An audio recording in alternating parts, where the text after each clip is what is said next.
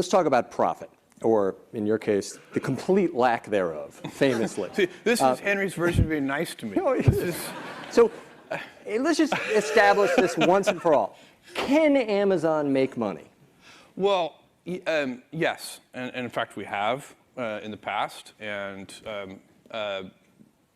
you have to understand, there are many ways of thinking about this, but the reality is that Amazon is a collection of several businesses and initiatives.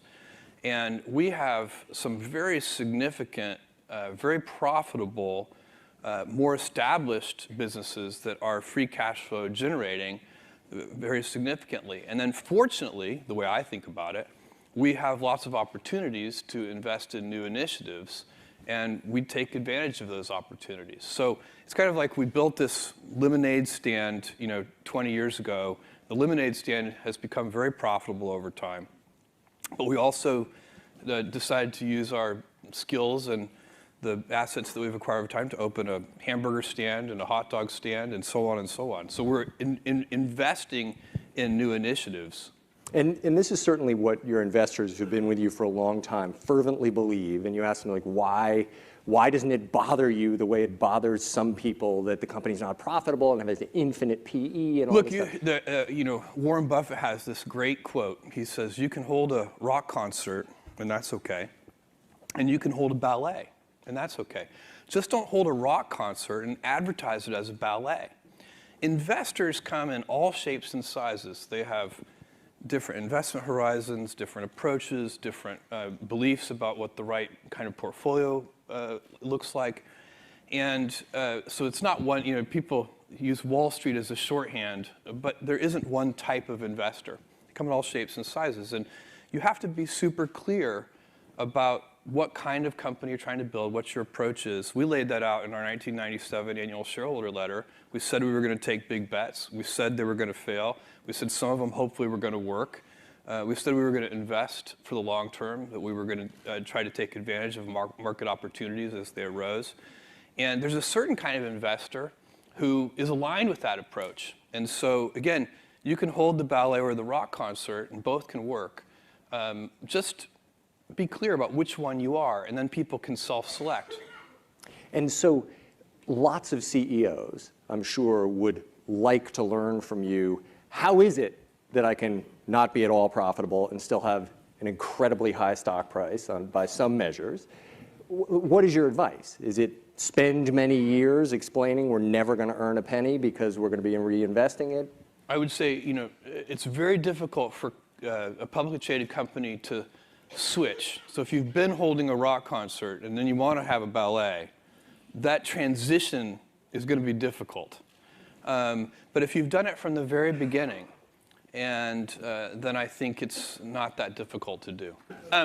Look, we would all love all of our numbers to be smooth lines up and to the right, and that would be terrific. But that's not how it works. Those numbers are output measures. And I guess you could try to manage your quarterly earnings very precisely, but I think personally that would be a mistake. Most of the work that we put into any particular quarter happened years ago.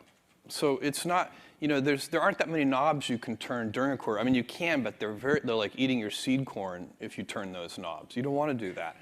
And so people, I think if you focus on the controllable inputs to your business instead of the outputs, in the long term, you get better results. So the Benjamin Graham quote here is that in the short term, the stock market is a voting machine. In the long term, it's a weighing machine. And I think people are well advised to build a company that wants to be weighed and not voted upon. And that means having good return on invested capital and having lots of free cash flow. But if you said to me, if I said, here's a job I would reject. If somebody came up to me and said, Jeff, I want your job to be to drive up the Amazon stock price and just manage that directly. Now, this might sound ridiculous to some of you, but many companies actually do this. They actually go out and they try to sell the stock. That's kind of the final output. And it's much better to say, okay, let's not do that. That's not going to be sustainable. It's kind of a silly approach. What are the inputs to a higher stock price? And you say, okay, well, free cash flow and return on invested capital are inputs to a higher stock price. Okay, so let's keep working backwards. What are the inputs to free cash flow? And you keep working backwards until you get to something that's controllable. And a controllable input for free cash flow would be something like lower cost structure. And then you back up from there and you say, okay, well, if we can improve our picking efficiency in our fulfillment centers and reduce defects. Defects are very, very costly. It's probably, reducing defects at the root is one of the best ways to lower cost structure. And so then that starts to be a job you would accept. You would say, if you're a reasonable person, you would say, I have no idea how to drive up the stock price. I can't manage that directly. It's not a controllable input. But I can make your picking algorithms more efficient. And that will reduce cost structure, and then follow that chain all along the way. That's what you do in all of these businesses. You want customer obsession. You want to invent your way out of boxes. You want to invent your way into the future. You want to be patient, and you want to have operational excellence so that you're finding defects at the root and fixing them. You talk about what a lot of CEOs do in terms of trying to drive up the stock price, selling the stock. You told me something when we were outside extraordinary, which is that you spend 6 hours a year on investor relations. Mm-hmm. And we do a lot of things unusual there. So we don't meet with our biggest investors. We meet with investors who have low portfolio turns. So investors that have many investment funds have very high portfolio turns. They turn their portfolio multiple times per year. They're not really investors, they're traders. There's nothing wrong with that. It's just a different thing. But where you're going to spend your time and your energy is one of the most important decisions you get to make in life. We all have a limited amount of time, and where you spend it and how you spend it is just an incredibly levered way to think about the world. And so if you're going to spend time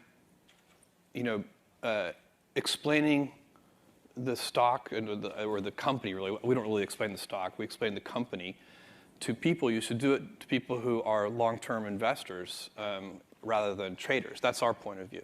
And what do you say to employees when you obviously have some traders in the stock who are not happy and suddenly the stock is down 25% after a quarter? Well,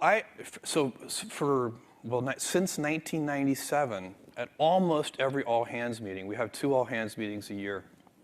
At almost every all-hands meeting, I remind employees that if the stock is up 10% this month, don't feel 10% smarter, because when the stock is down 10% some month, you're going to have to feel 10% dumber, and it's not going to feel as good.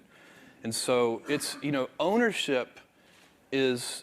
We give most of our compensation is done in terms of stock compensation, and part and parcel with ownership is a mentality of long-term thinking.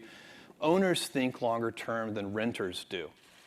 So I have a friend who rented his house to some tenants, and instead of getting a Christmas tree stand at Christmas, they just nailed the Christmas tree into the hardwood floors of the house. No owner would ever do that. And but sometimes that's a bad tenant. They're good tenants, but that's a bad tenant, and it's because this is the same old thing about nobody ever washed a rental car, and you take better care of the things that you own, but one of the responsibilities of ownership, and definitely deep inside the Amazon culture, is to think about the fundamentals of the business and not the daily fluctuations in the stock price. There's no information in it.